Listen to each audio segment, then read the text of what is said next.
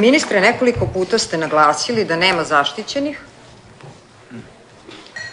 i da građani ne treba da sumnjaju u policiju, naročito kada je reč o ovom gorućem slučaju Veselin Milić ili ubistvu u 27. Ja ću sad da vam kažem zašto je teško poverovati u vaše reči, zato što je informacija o radu MUP-a koju smo dostavili, koja je na dnevnom redu, zakucana do 8. maja. I logično je pitanje, a što nije, na primjer, do 15. maja? Pošto sad znamo da se ubistvo desilo 13. da su hapšenja usledila 15. Šta je bio problem da se još nedelju dana produži informacija? Ne znam da li je pišete vi, pretpostavljam da je piše policija. Ali to otvara odmah sumnju da se izbegava i na formalan način izveštaj o ovom slučaju koji zaista trese Srbiju. Volela bih u tom smislu, pošto dok ovo stigne u sledeći izveštaj, koga bude bilo... Samo da vam objasnim, 8. maja je stigao u Skupštinu izveštaj. Tako da nije on do 8. maja. Tako piše informacija do 8. maja.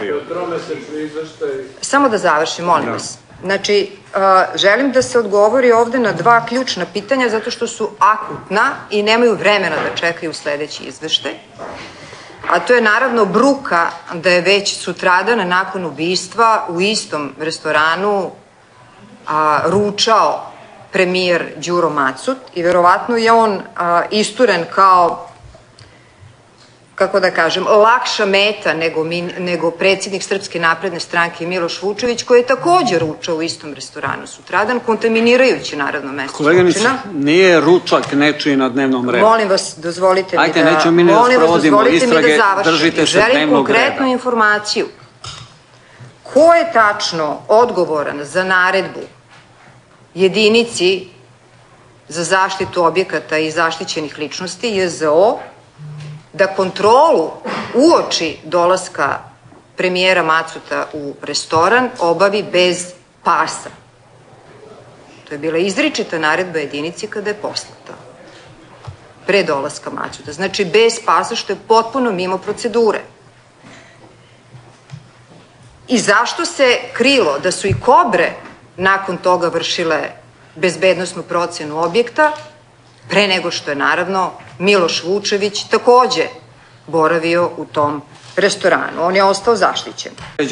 Molim vas, prekinite da me prekidate. Ne, moram da vas prekinem.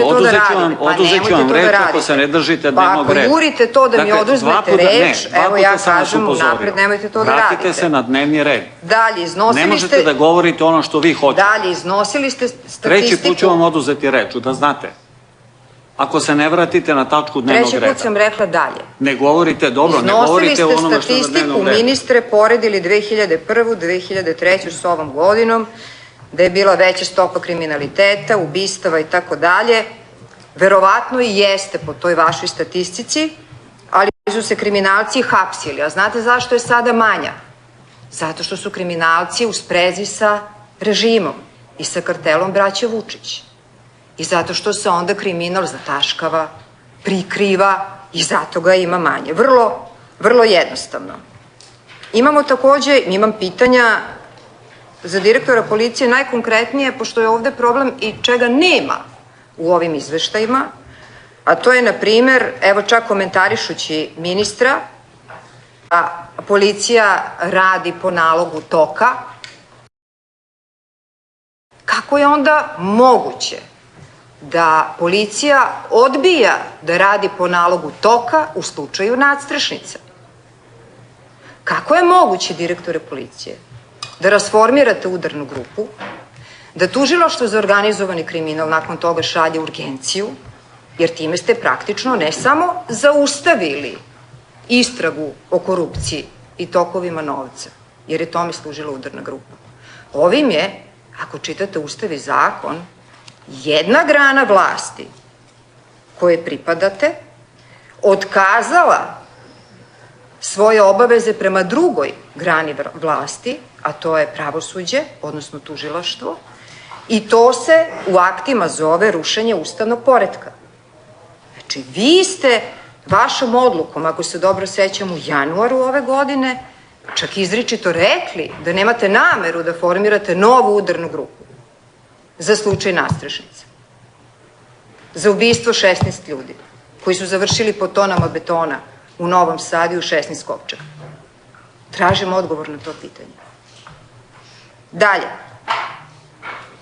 Rekli ste, ministre, da ste ovu, po vama, dobru statistiku iz Europolu, da su bili iznenađeni ovim podacima. Ja vam tvrdim da su bili iznenađeni, ali zbog toga što se ne postupa po podacima koje Europol i Eurojust šalju putem međunarodne pomoći našim organima, naročito našem tužilaštvu za organizovani kriminal, a onda tužilaštvo po priznanju i glavnog tužioca Nenadića takođe to upućuje i BIA i Ministarstvo unutrašnjih poslova. Zašto je to bitno? Zato što u ovim izveštajima takođe nedostaju ključne informacije, dokazi, podaci o sprezi kartela braće Vučić sa kriminalom. Jeste vi upoznati, to nedostaje u ovom izveštaju, jeste vi upoznati sa ovakvim Skype prepiskama direktore policije, gde uhapšeni narkodiler, trgovac oružjem, kokainom, u Francuskoj je u zatvoru trenutno, kaže: pola vlade Srbije su kokainski zavisnici. Kada Novak mene zove za glasove, tu vidi na čemu su. Znači, radi se o Branimiru Vujoviću, koji ima kodno ime Toto, i Skype prepiske sa Filipom Koraćem. Ili kaže, i Andrej kaže da on zna, da ti sve znaš šta se dešava. Znači, Filip Korać, koji je takođe uhapšen za trgovinu kokainom, oružjem, organizovanjem ubistva i tako dalje. I da je siguran da znaš da ti on i Alek ne žele loše. Znači, Andrej i Alek ne žele loše Filipu Koraću. Kako je moguće da Crna Gora sudi po Sky dokumentima, samo se kod nas Sky drži u fioci? Ne želim da pominjem Belivuk, znači jedina situacija je to zato što je dogorelo Vučićima, pa kada su im Belivuk i ekipa postali van kontrola, onda su ih pohapsili. Ili kaže, nešto mi je provukao kako Andrej zna da su i škaljari i kavači Milovi i da ti i L. Luka, dakle Luka Bojović, nemate veze s tim.